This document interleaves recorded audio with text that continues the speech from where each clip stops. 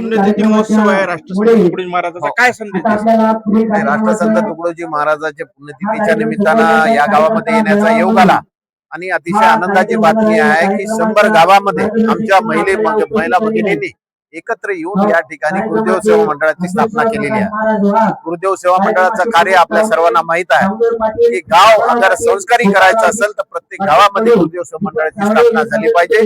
आम्ही सुद्धा या ठिकाणी संकल्प घेतला की गुरुदेव सेवा मंडळाचे आमच्या ग्रामीण भागातील सर्वसामान्य मंडळी या गुरुदेव सेवा मंडळाच्या माध्यमातून या ठिकाणी गावागावात संस्कार देण्याचं काम, गावागावात एकता निर्माण करण्याचं काम गुरुदेव सेवा मंडळाचे लोक करत असतात।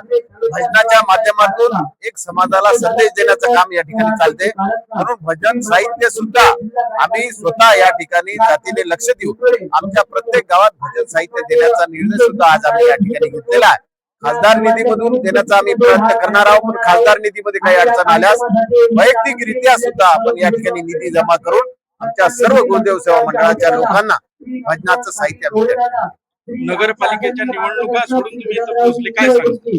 नाही, आता गुरुदेव सेवा मंडळाचे लोक अतिशय प्रामाणिक लोक आहे, निस्वार्थी लोक आहे। यांना कोणत्याही प्रकारचा स्वार्थ नाही, यांना काही राजकारणात त्यांना इंटरेस्ट नाही। फक्त समाजाची सेवा आणि समाजाला चांगल्या लोकांची दिशा देण्याचं काम गुरुदेव सेवा मंडळाचे करतात।